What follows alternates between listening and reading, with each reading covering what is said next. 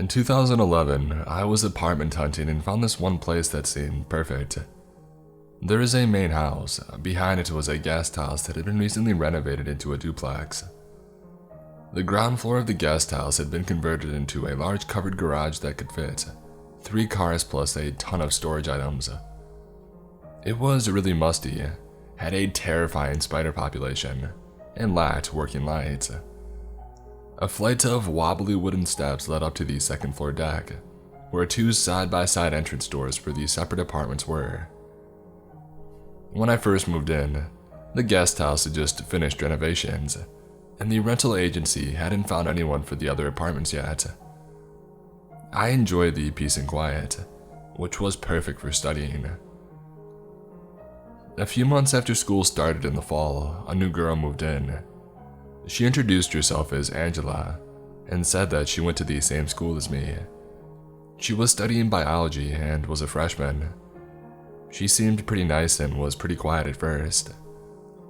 However, of course, cue nightmare. After the first month, I started hearing an annoying clapping noise emanating from her apartment. It sounded like she had cloven hooves. She had wood floors and the sound echoed like crazy. It would suddenly start at 3 a.m., and it would wake my dogs and they would start howling. Soon, I started hearing the most comical sex noises ever. It sounded like the cheesiest ones you could expect. This went on every day, multiple times a day. At first I thought, good for her. After the 3rd day though, I was tired of it. Bye-bye perfect study environment. One day when I was getting ready to step outside to grab the mail, I heard voices out on the deck talking. One male, one Angela. I peeked out through my peephole and saw an older guy, maybe 60 to 65 years old, with a fat belly, white hair, and a sweat-stained undershirt. This was maybe 10 minutes following one of the comical sex routines. I assumed that she had a super old sugar daddy and waited until they left to grab my mail. A week later, I pulled into the back alley that led to the garage entrance and saw a car parked in front of the garage, blocking the entrance. I assumed Angela had a friend over who decided to park there. So, I knocked on her door and she answered in feathered lingerie and clear platform stripper shoes. A very sweaty and out-of-breath older guy said that he would move the car. By this point, I hadn't realized what Angela was really doing. I excitedly texted my friends the news and we laughed about it. The next night, it was really dark out. I had gone to the grocery store and pulled into the back alley. The floodlight was out and it was unnervingly dark. I always hated pulling into the garage because it's insanely creepy, especially when it's this dark out. However, I opened up the door, slid my car in, and then got out to unload. A dark shadow stood at the garage entrance next to my trunk. Hello. I almost peed my pants. Though I liked my guest house, it wasn't in the best neighborhood, and I was convinced that I was going to be mugged finally. Instead, the man made small talk, asking me if I lived next door to Angela, was I a student, how did I like the area, and did I have a boyfriend, and so on. He told me that I was very beautiful and that he had always wanted an Asian girlfriend. I walked closer to him and saw it was the man from the other week with the white hair and the sweat-stained shirt. I was really evasive and asked him if he needed any help. When he said that he just wanted to get to know me, I said no thanks. He told me that he would pay me. I realized he probably thought that I was the same as Angela, and I quickly told him to get out of here. I rushed past him and I went upstairs, leaving my groceries in the car and the garage door wide open. Shortly after, I started noticing that things were missing or moved in my apartment. Clothes would go missing. I would hunt desperately for a pair of leggings or a dress or a bra, and I would never be able to find them, even after searching the laundry hamper. Stuff like mail or books would be moved from one room to another. My dogs and cats also started acting really skittish. Sometimes I would catch them staring intently up at a corner.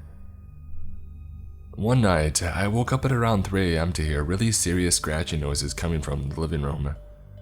It sounded like a large animal with big claws was digging away at something. I mumbled, "Muffin, stop." I felt a paw on my arm and I slowly opened my eyes. Muffin was on my bed with me, looking at me nervously. Okay. I sat up and looked around. My other dog and my cat were both sleeping soundly at my bed too. So what was in the living room making these scratching noises? I also noticed that my bedroom door, which I had shut when I had gone to sleep, was now wide open. Nope. I've never been one to believe in the supernatural, but I was pretty convinced based on the signs that there was a ghost living in my apartment. I put in headphones to drown out the noise and stayed up all night doing paranormal research on my laptop. I never once got out of my bed to check the living room. I was way too terrified. The next day, I created my dogs and cats and I went to school. When I got home, I noticed the wall next to the front door had some really deep scratches in it. The drywall and paint were ruined. These hadn't been there the previous day and my pets were created while I was gone. So I couldn't figure out where these had come from. Must be the ghost, I thought. The landlord had told me previously that there were paint cans in the garage, so I figured I would try to hide the ghost's mess with some paint. I went down into the garage. Right in front of my parking spot inside the garage is this weird little workspace that someone had constructed before I moved in. I never looked inside, but it was maybe 6x4 and had walls made of particle board. I didn't see any cans of paint on the garage floor, so I figured this was a storage room for stuff like that. I opened the makeshift door to the workspace. First, I saw shelves with paint cans. Great. And then I looked down and saw a blanket, pillows, flashlight, giant plastic canister of cheese balls, a big screwdriver, and a Velcro wallet. There was also a weird set of pull-down stairs at the top of the workspace, attached to the garage ceiling, like the kind you would use with an attic. I picked up the wallet and looked inside. Bam, a photo ID of that creepy sweat-stained shirt guy. I immediately fled the garage and went into my apartment to call the cops and report that a homeless guy had apparently moved into my garage. The cops came to investigate. First, they found that the pull-down stairs led to a door in the ceiling that resembled a ceiling tile. When they lifted and moved the ceiling tile aside, you were in my unused utility closet in my apartment. The cops asked if I ever noticed anything strange in my apartment, and I told them about the missing and moved stuff. Apparently, the screwdriver found in the workspace had flecks of paint and drywall on it.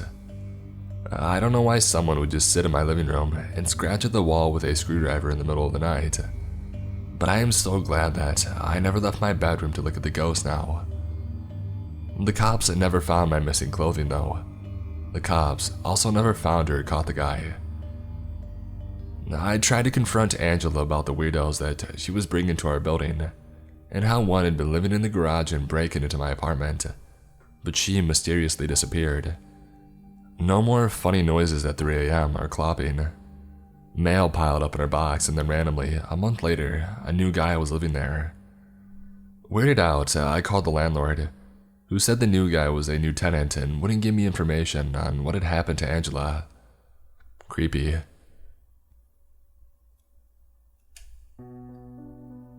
When I was a kid around 8 or 9 years old, my uncle would take me and my 2 younger cousins, all girls, to a park every Thursday evening.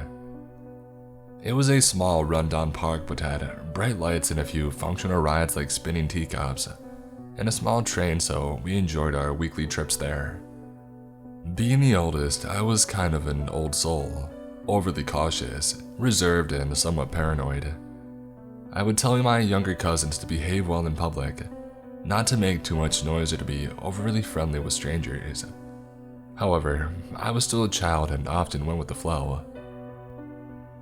During one of our weekly outings, we decided to visit the Haunted Shack on the park, which was another amusement presented by the low-budget park. As we were going in, a group of young men also slipped in. When the park attendant told them that they only allowed family members to accompany minors, they claimed that they came with us and they were our uncles. Numbly, and like the idiot that I was, I nodded when the attendant asked me. I was just relieved that I wouldn't have to be alone with my younger cousins in the haunted house. The house was more of a mud hut, with hay on the floor and a very strong smell of decay.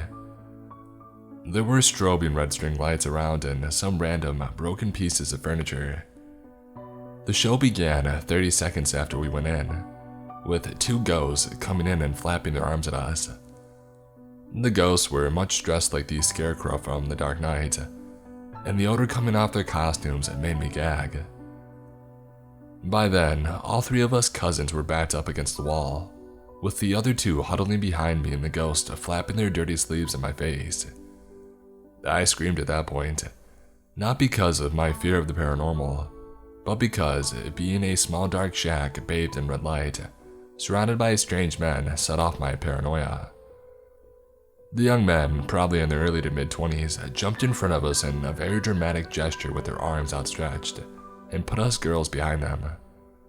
My cousins, aged 5 and 7, started crying, and held onto both of my hands and legs of their uncles. It would have not been a creepy gesture, but the men kind of started pushing us against the wall with their bodies, hands still outstretched, and patting us on the face and body. I still remember how sweaty his hand was as it moved over my skin, and how his body pressed against mine in that congested, dark, stinky space. Hysterical, I yanked at my younger cousins and screamed that I needed to leave right then. One of the young men said something about not leaving until the ride was over, but I wasn't listening. I screamed and I hit them. I was a very charming child with an exceptionally loud set of lungs, and demanded that they open the door. Once outside, I almost fell on the grass, oddly drained but thankful to be out of whatever that was. One of the young men came up and touched my hair and murmured, "Sweet baby," and walked away. I dragged both of my cousins and ran until we found our actual uncle. The group of men just watched us go with the creepiest smiles. Also, fun fact, but there is a large hole in the boundary wall of the park, and next to it was a strip of unkempt trees, which to this day is infamous for its population of druggies. We never returned to that park again and didn't speak of the entire episode. I'm 23 now, and reading other stories in this thread just triggered that one long-suppressed memory. So, dear ghosts and uncles, let's not meet again. This happened about 12 years ago. I was 16 at the time.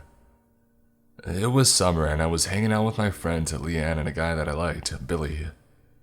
We were sitting around trying to figure out something fun to do when Billy said, "Let's go to a haunted house." Leanne and I were goth girls at the time and got really excited by his suggestion. I don't really know what we thought we would do. Maybe sit around in a dark house and talk to ghosts, but we drove on over to the haunted house. The house sat all alone in a giant field of overgrown grass.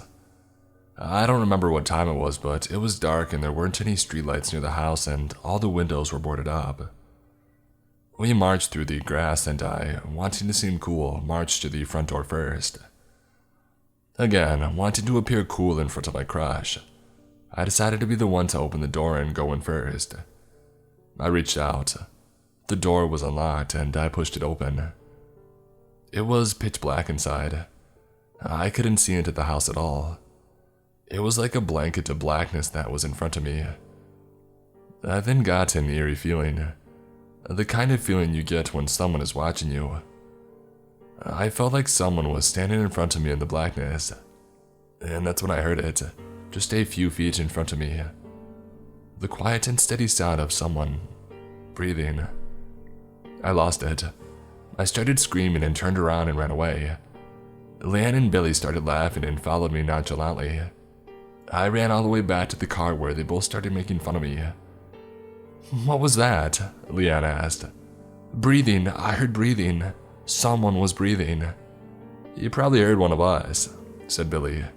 "No, it was right in front of me. Someone was breathing." They continued to make fun of me, telling me it was my imagination, but I was adamant.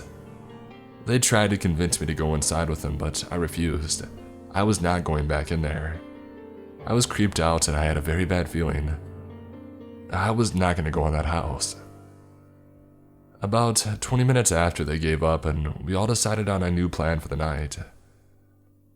A few days later, Leanne approached me. So I told my mom about that house we went to the other night. She says that house is a well-known squatter house where homeless people, drug addicts, and crazies hang out. I'm so glad we didn't go inside. To this day, I know for a fact someone was standing in front of me. I don't know what would have happened if we had gone inside, but I'm so happy we didn't. I used to lead an outdoors club, and one of the trips I would always take people on was to the Smoky Mountains in mid-October. The Smokies are beautiful, and we would do a 4-night backpacking loop using the backcountry, 3-walled shelters along the Appalachian Trail. The weather was perfect. Fall colors, a cool night, and the classic fog that gives the Smokies their name. It was our last night on the trail and we were staying on top of Mount LeConte, one of the tallest mountains in the Smokies. I had reserved all the spots in the shelter, about 12, and there were no other campsites on the top of the mountain, so I knew that we would be alone. Here's some background, bear with me. The top of Mount LeConte has a western lookout point, an eastern lookout point, and a half-mile trail called the Boulevard that connects the overlooks and runs the ridgeline of the mountain.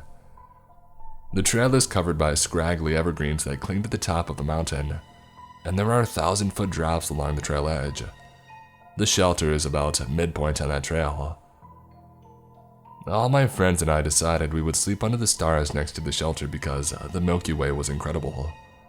And then at 5 a.m., we were all going to walk with our sleeping bags to the eastern lookout point to see the sunrise. But we stayed up late and my friend and I decided that he and I would just go to the eastern lookout at 3 a.m. and chat until the sun began to rise. It was a chilly night, about 27 degrees Fahrenheit, and the fog had rolled in. It pushed through the dense evergreens and limited our visibility to the bright white cones from our headlamps. My friend and I grabbed our bear spray and sleeping bags and started walking eastward on the boulevard. Once we started moving, I realized how bad the visibility was. The trail snaked through the foggy trees and you could never see what was around the next bend. There were reports of bears in the area, so I kept my bear spray out and made as much noise as I could. The fog rolled through the trees like a haunted house. As I turned a bend, I nearly ran into a man. He's standing alone in the middle of the trail facing me, not moving, no flashlight, at 3 a.m. in the wilderness, just standing in the darkness. I also realized that he's wearing a t-shirt and he only has a small book bag. Keep in mind it's about freezing.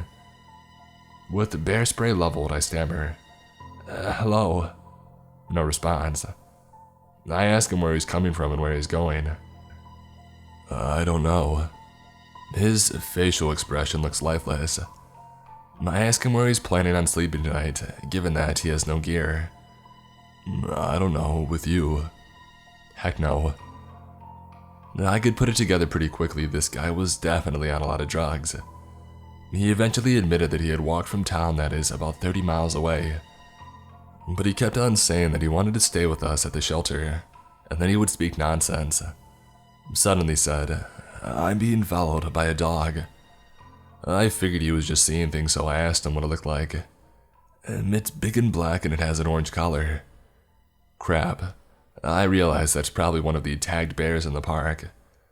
This sketchy guy is being stalked by a bear and leading it towards my friends who are sleeping in a shelter. I tell him I know of a spot that he can stay. A luxury cabin compound about 15 minutes down the mountain where they can call the MPS. I tell him to walk in front of me and I start directing him on where to turn. I figured if he tried something erratic, I could blind him with my light and follow up with the bear spray. I eventually get him down to this cabin and wake the employees to let him know that he needs help. They tell me that I can leave, so I head back to my friends and tell them what's going on. Before I go to sleep, I jog back down to the rangers to make sure that everything is fine. We don't know where he went. He stepped out of the door and now we can't find him. Creepy man in the fog. Let's not meet again.